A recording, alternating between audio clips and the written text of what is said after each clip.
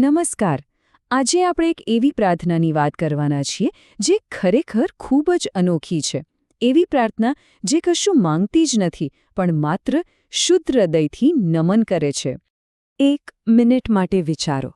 એવી કોઈ પ્રાર્થના હોઈ શકે ખરી જે ભગવાન પાસે કશું માંગતી જ ન હોય? કોઈ વરદાન નહીં, કોઈ સુખ સંપત્તિ નહીં, બસ માત્ર નમસ્કાર. નવકાર મંત્રનો પાયો આ જ અદ્ભુત વિચાર પર ટકેલો છે. જૈન ધર્મમાં તો આ મંત્રનું સ્થાન કંઈક અલગ જ છે. વિચારો, એક બાળક જે પહેલો મંત્ર શીખે છે એ પણ આ, અને જીવનના અંતિમ શ્વાસ વખતે હોઠ પર પણ આ જ મંત્ર હોય છે. અને જુઓ, એવું નથી કે આ કોઈ એક જ સંપ્રદાયની વાત છે. દિગંબર હોય, શ્વેતાંબર હોય, સ્થાનકવાસી કે તેરાપંથી, બધા જ આ મંત્રને દિલથી અપનાવે છે. તો ચાલો હવે સીધા આ મંત્રના હાર્દમાં ઉતરીએ. એની 5 પંક્તિઓ. એ માત્ર શ્લોક નથી પણ આધ્યાત્મિક વિકાસની એક સુંદર યાત્રા છે, જેના 5 સોપાન છે. આ છે એ 5 પગલાં જેને પદ કહેવાય છે. દરેક પદ આધ્યાત્મિકતાના એક ઊંચા શિખરને, એક શુદ્ધ અવસ્થાને નમન છે. ચાલો એક પછી એક એને સમજીએ. સૌથી પહેલાં, નમો અરિહંતાણમ. અરિહંત કોણ? અરિ એટલે શત્રુ અને હંત એટલે નાશ કરનાર. પણ અહીં કોઈ બહારના દુશ્મનની વાત નથી હો. વાત છે આપણા પોતાના અંદર બેઠેલા શત્રુઓની.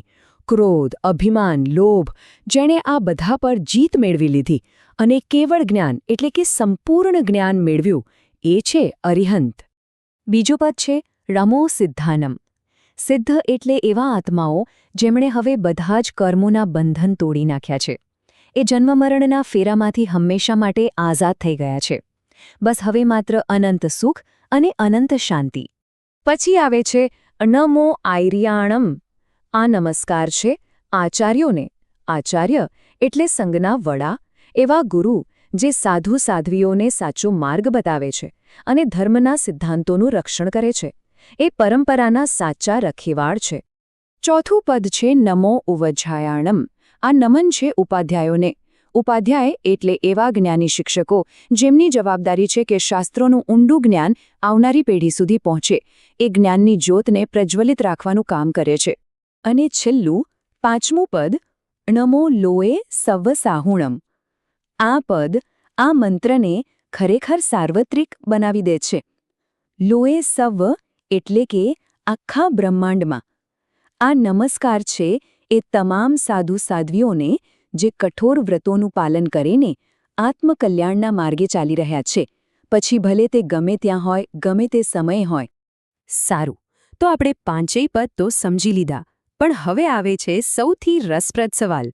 આ મંત્રની પાછળનું દર્શન શું છે? એની સૌથી અનોખી વાત કઈ છે? ચાલો એને ઉજાગર કરીએ. તમે ક્યારેય નોંધ્યું છે? આખા મંત્રમાં ક્યાંય પણ કોઈ એક વ્યક્તિનું નામ નથી, ભગવાન મહાવીરનું પણ નહીં. આવું કેમ?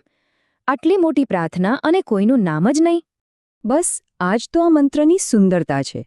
જુઓ, સામાન્ય રીતે આપણે કોઈ વ્યક્તિ, દેવતા કે મૂર્તિને નમન કરીએ છીએ, પણ નવકાર મંત્ર એવું નથી કરતો. એ કોઈ વ્યક્તિને નહીં પણ એ પદને, એ ગુણને નમન કરે છે. અરિહંત હોવાના ગુણને, સિદ્ધ હોવાના ગુણને. અને આ ગુણો કોઈ એક વ્યક્તિ પૂરતા સીમિત નથી. એ તો સાર્વત્રિક છે. કોઈ પણ આત્મા મહેનત કરીને આ પદને પામી શકે છે. એટલે જ કહેવાય છે કે આ ગુણોની વંદના છે, વ્યક્તિઓની નહીં. મંત્રની ખરી શક્તિ એના આ વિચારમાં છુપાયેલી છે. આપણે કોઈ વ્યક્તિની પૂજા નથી કરી રહ્યા, પણ એ આદર્શોની પૂજા કરી રહ્યા છીએ જેના પર ચાલીને એ વ્યક્તિ મહાન બની. તો આ તો થઈ દર્શનની વાત. પણ હવે સવાલ એ થાય કે આ જ્ઞાનને આપણે રોજિંદા જીવનમાં કેવી રીતે ઉતારી શકીએ? આ પ્રાચીન મંત્ર આજે પણ આપણને આંતરિક શાંતિ કેવી રીતે આપી શકે? ચાલો જોઈએ. આ મંત્રનો જાપ કરવાની પણ એક રીત છે. પહેલાં તો શાંતિથી સીધા બેસીને ઊંડા શ્વાસ લો. પછી માત્ર શબ્દો બોલવાને બદલે દરેક પદના અર્થને મનમાં અનુભવો.